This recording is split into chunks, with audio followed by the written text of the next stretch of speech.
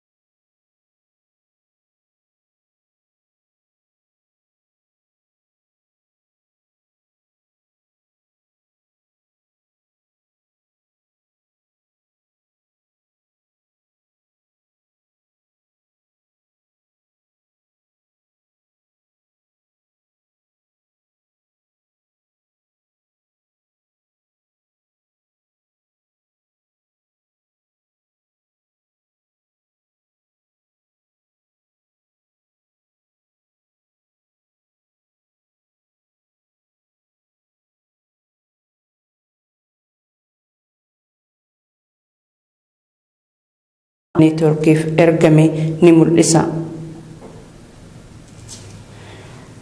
Hidhamtoonni siyaasaa mana hidhaa galaan keessa turan bakki buuteen isaanii erga dhabamee guyyaa 2 ta'ee jiru maatiin qondaalota adda bilisummaa Oromoo obbo Mikaa'el Booranii fi obbo Kennisaa Ayyaanaa kanneen waggaa tokko oliif waajjira poolisii magaalaa Galaanitti hidhamanii turan dabalatee kanneen ji'oota 3 dura kaambii waraanaa Awaash Malkaasaa irraa gara Galaan geeffamanii fi gaazexeessitoota Saabaa'oo walumaa galatti hidhamtoonni siyaasaa 12 bakki buuteen isaanii wallaalamuu maatiin Oromiyaa Miidiyaa Neetworkitti himanii jiru.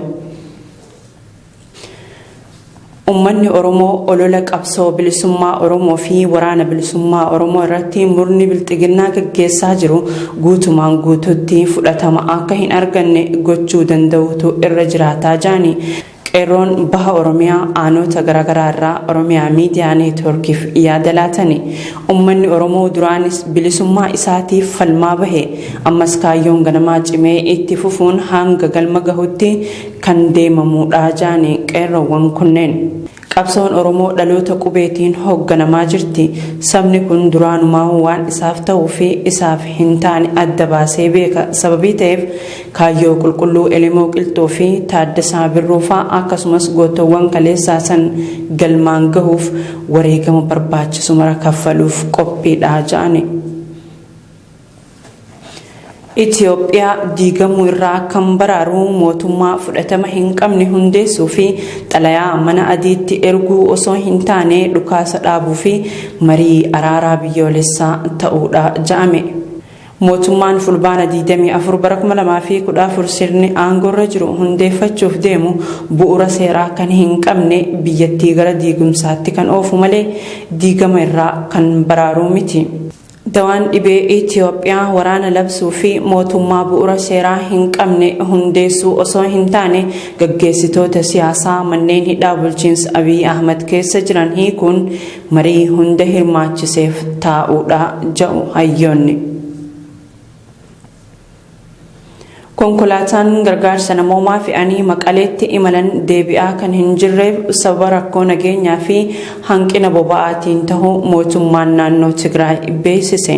Dhaabbata mootummoota gamtoomanitti dameen Finfinnee konkolaattota gargaarsa namoomaa fe'anii gara Tigraay deeman keessaa baay'een deebi'aa hin jiran jechuun torbee dabre ibsee ture.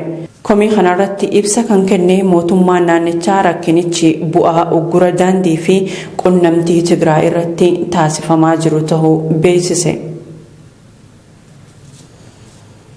Ijoo keenya xumuraatiin Dr. Tedros Adhanom dhaabbata fayyaa addunyaa WHO marroo lammeessoof akka hoogganan mootummaa Jarmanii irraa deeggarsa argatanii.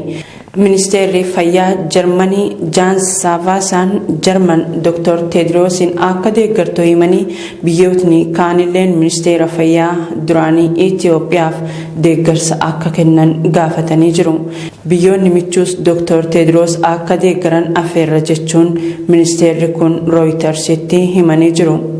Biyyi hojiilee dhaabbanni fayyaa addunyaa hojjetu keessatti qooda guddaa qabdu Jarman Dr. Tedroosiin deeggaruun carraa filatamuu isaanii kan bal'isuudha. Tolee kabajamtoota daawwattoota Oromiyaa Miidiyaa Neetwork oduun ijoon irraaf qabannee dhiyaanne kanuma fakkaataa gama kiyyaan nagaatti isiniin jechaa qophiilee Oromiyaa Miidiyaa Neetwork tanneen hafanii waliin.